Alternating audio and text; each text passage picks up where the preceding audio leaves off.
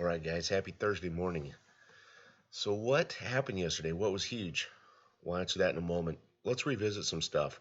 So, just so you guys know, the U.S. is in the process of vacating three of its approximately six bases in Iraq. The only reason why Iraq would do that is once we're at the end of everything, including the rate change, that's when they would vacate like 50% of their bases, okay? And also when Iraq has achieved stability is when they would also do that. So I just wanted to revisit that and reshare that with you guys. I think that's an important step in this. Now, another thing too, sometimes you guys might want to consider going back reading people's comments. I actually do that when I have time. I try to read most of your comments. Um, Neil Partler's actually been sharing something with all of us that even caught my attention. Okay, and one of the things that Neil Parler's been going back and I think he's shared it at least twice now. The last time that the U.S. gave financial assistance or financial aid back to the American citizens, Neil said was back when Bill Clinton was president, and he told all of us, including myself, that that money came from the Kuwait reinstatement. So again, per Neil Parler, the last time that the U.S. government gave financial assistance to the U.S. citizens was back when Kuwait had reinstated its currency. Um, now, one thing on that note is we have approximately we have more checks coming. I've seen a couple of dates on that where we could have approximately two checks coming from our own federal government. I actually have tentative dates for you guys. There might be like two checks coming. The first one might be April 6th. The second one could be around May 18th, okay? Which would be, again, financial aid for us. But think about this carefully. That also could be, I'm not saying it is, I'm saying it could be after the Iraq RI rate change, okay? So think about that carefully. Neil's been trying to hint that to all of us, including myself. Now, you guys want to know what happened huge yesterday. Well, let's go back and revisit some key steps and we'll walk into that. So just so you guys know, remember Donald Trump told us that the US government has approximately 35 billion US dollars worth of Iraq dinar in the US reserves. Okay? Plus all the investors, we the investors all hold Iraq dinar. Once we go to exchange, we will exchange it back through banks or brokers who will turn it eventually back into the U.S. Treasury. Okay, and all the dinar we have will eventually make its way into the U.S. reserves. Okay, so now don't forget Basel III says there's a couple different ways that countries can back the value of their currency. Obviously, one would be precious metals, but there's not enough precious metals to cover or back every country's reserves, so they can use precious metals and other foreign currencies. Okay, so basically all of the dinar that we as investors hold and the approximately 40 trillion dinar that that the US government already has is there to back the value of the US dollar. What does that mean? That means as the dinar starts to strengthen and gain value, that it's going to strengthen the value of the US dollar. So again, the dinar that's in the US will strengthen the value of the US dollar, and as the dinar strengthens in value, the US dollar will also strengthen in value, okay? Now, I'm walking you into where we need to be. Now, don't forget that right now the US is in one of its worst economic positions it's ever been in right now. All of our markets are tanked right now. Precious metals are down, cryptos are down. All the U.S. financial markets are down. I mean, the Dow's, this week went below 19,000 or reached 19,000 points this week. So we're in one of the U.S. economic positions ever.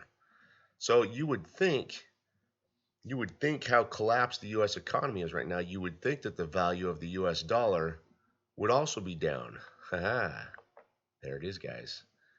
The value of the US dollar right now, guys, is right there, guys. That's a 1 year view of the US dollar. Okay. And just so you guys know, as of last night, the value of the US dollar went above 102 cents last night. And again, I'm showing you a 1 year view of the US dollar. Actually, hold on. Let me tweak this a moment for you guys so you can get a better view on this. I can give you a hair more of a view on this because it's partially cutting off. It's cutting off part of the part of that graph, and I can get more of that for you. So hold on, I'll give you a hair more.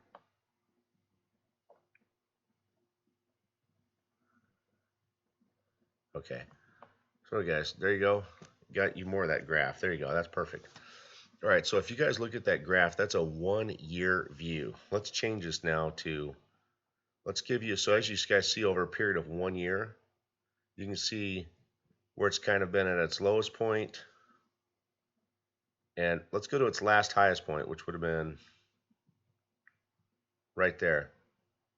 At its last highest point, it was 101.78 on that high peak previously. And that high peak guy, actually, hold on guys, no, that's not a 1 year view. I had changed it to a 1 year view before I launched this video, but hold on. Here's year to date. Let's see what year to date shows. Okay. So there's a 1 year view on the value of the US dollar. You can see that again, that's a span over 1 year. Unless it's going to lie to me. Hold on. Nope, that's just year to date, guys. That's actually not a 1 year view because it's only going back to January of 2020. I was hoping to see a full year, but I don't know if I.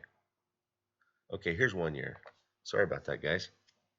All right, there's a 1 year view. As you guys see in the last 1 year, you know what? Let's just, for hoots and hollers, this is going to allow us to go 3 years. Let's do 3 years. Okay. Now, 3 year view. That was clear back in, the highest point back in 3 years was clear back on April 2nd. It hit 101.13 on April 2nd. All right. And that was clear back in 17. But as you guys see right here, as of right now, it's at 101.92 right now. So that's, again, that's a 3 year view. Now here's I'm going to give you a 6-month view because we already just did a 1 year view. Here's a 6-month view. As you guys see in this last 6 months, as of right now, it's at its highest point ever, even in the last 3 years. Okay.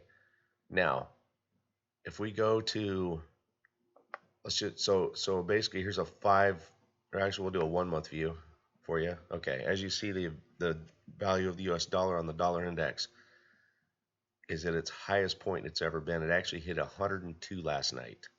Okay. And then again, here's a current, just a 1 day view on that. You can see just what it's done since 8 p.m. whatever of last night. Okay, but it hit 102 cents, guys.